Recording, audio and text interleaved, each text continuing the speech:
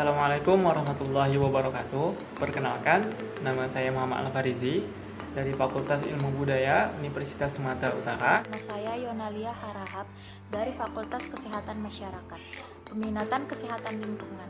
Saya Kak Giovanni Tambubolon dari Fakultas Pertanian. Nama saya Ade Tasya Syanipa. Perkenalkan, nama saya Wan Putri Desi Aryani dari Fakultas Ilmu Budaya.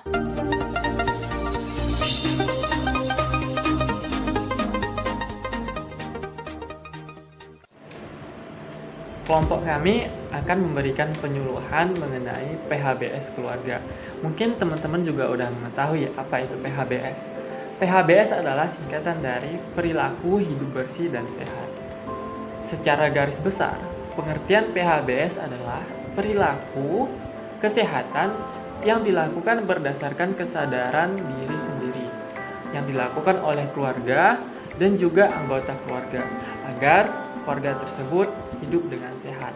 Terdapat 10 indikator di dalam PHBS keluarga. Apa aja? Simak video ini sampai habis.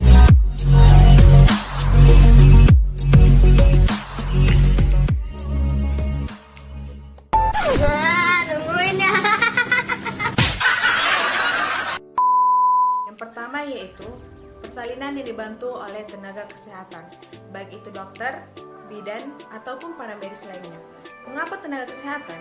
Karena tenaga kesehatan merupakan orang yang ahli dalam membantu persalinan sehingga kesehatan bayi dan ibu lebih terjamin dan mencegah terjadinya infeksi dan bahaya kesehatan lainnya. Yang kedua, yaitu pemberian ASI eksklusif kepada bayi dari sejak lahir hingga usia 6 bulan yang merupakan bagian penting dari indikator keberhasilan praktek perilaku hidup sehat dan bersih dalam tingkat pendidikan. Selanjutnya yang ketiga adalah menimbang bayi dan balita setiap bulan. Ada beberapa pertanyaan mengenai hal tersebut. Yang pertama, mengapa bayi dan balita perlu ditimbang setiap bulan? Jawabannya untuk memantau pertumbuhannya setiap bulan. Dan yang kedua, kapan dan di mana penimbangan bayi dan balita dilakukan? Jawabannya setiap bulan, mulai umur 1 bulan sampai 5 tahun di posyandu. Dan yang ketiga adalah apa manfaat penimbangan bayi dan balita setiap bulan di posyandu? Yang pertama, untuk mengetahui pertumbuhan balita apakah tumbuh sehat. Dan yang kedua, untuk mengetahui atau mencegah gangguan pertumbuhan pada balita. Yang ketiga, untuk mengetahui apabila ada balita yang sakit batuk, pilek, demam, dan flu. Serta mengetahui balita yang berat badannya BGM atau di bawah garis merah dan dicurigai gizi buruk sehingga dapat segera diatasi dan dirujuk ke puskesmas. Yang keempat, mengetahui kelengkapan imunisasinya. Dan yang terakhir adalah untuk mendapatkan penyuluhan gizi yang baik kepada orang tua balita tersebut. Selanjutnya yang keempat adalah mencuci tangan dengan sabun. Lakukan cuci tangan pakai sabun selama 60 detik. Berikut videonya.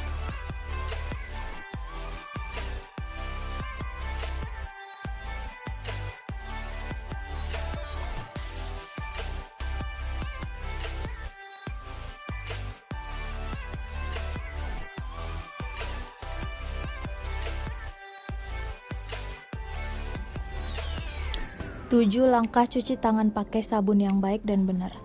Yang pertama, usap kedua telapak tangan secara merata. Kedua, usap kedua punggung tangan hingga merata. Ketiga, gosok sela jari bagian luar kedua tangan. Keempat, gosok sela jari bagian dalam bergantian. Yang kelima, gosok kedua ibu jari dengan cara memutar. Keenam, gosok kedua ujung jari dengan meletakkan pada telapak tangan. Dan yang ketujuh, gosok kedua pergelangan tangan secara bergantian.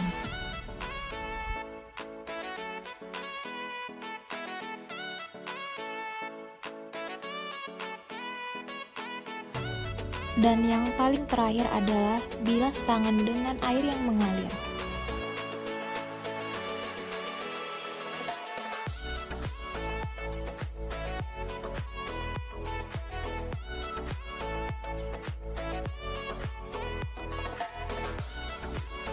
5 waktu penting cuci tangan pakai sabun.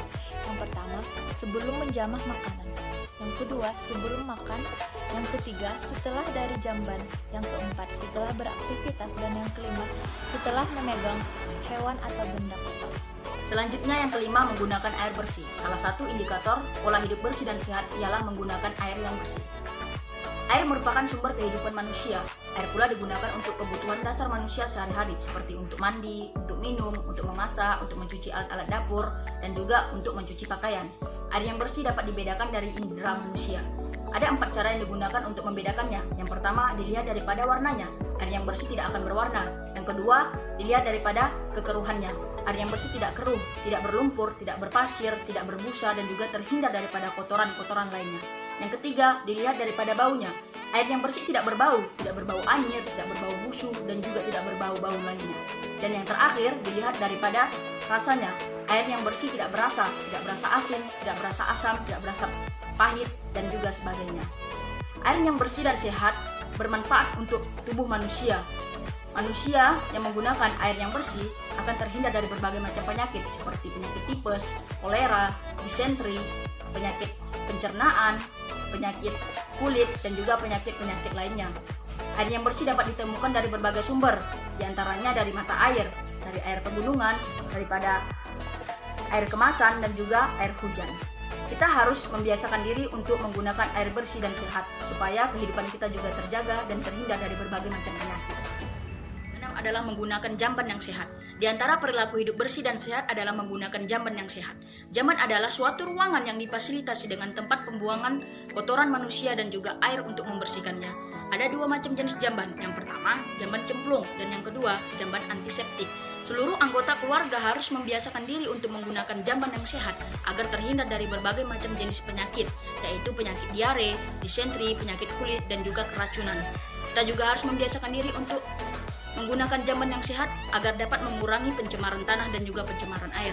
Dan jangan lupa untuk selalu memastikan kebersihan jamban. Pastikan tidak ada kotoran yang menempel dan juga tidak menjadi sarang untuk binatang.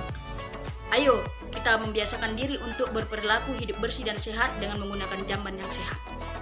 Dan yang ketujuh, memberantas jentik nyamuk.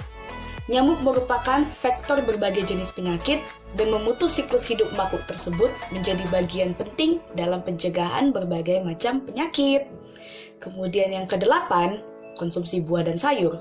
Buah dan sayur merupakan kebutuhan vitamin dan mineral serta serat yang dibutuhkan oleh tubuh untuk tumbuh optimal dan juga sehat. Nah, yang kesembilan adalah melakukan aktivitas fisik setiap hari. Agar tetap sehat sepanjang hari, aktivitas fisik yang biasa kita lakukan yaitu seperti berjalan, menyiram bunga, mencuci motor, serta berolahraga. Mari sempatkan diri untuk beraktivitas setiap harinya. Yang terakhir adalah tidak merokok, karena merokok aktif dan pasif sama-sama berbahaya. Jika ada anggota keluarga kita yang merokok, terlebih lagi di dalam rumah, maka asap yang dihasilkan dari rokok tersebut tidak hanya berbahaya bagi si perokok itu sendiri, melainkan juga untuk orang-orang di sekitarnya. Jadi jika ada anggota keluarga kita yang merokok, tegurlah sebisa mungkin agar mereka untuk berhenti. Nah, 10 indikator PHBS ini akan berhasil kita terapkan jika ada kesadaran di dalam diri kita akan pentingnya hidup bersih dan juga sehat. Mari kita mulai dari sekarang untuk menerapkan 10 indikator yang ada di dalam PHBS. Yuk lakukan PHBS mulai dari sekarang. Terima kasih buat yang udah nyaksikan video ini. Semoga ini bermanfaat untuk kita semua. Assalamualaikum warahmatullahi wabarakatuh.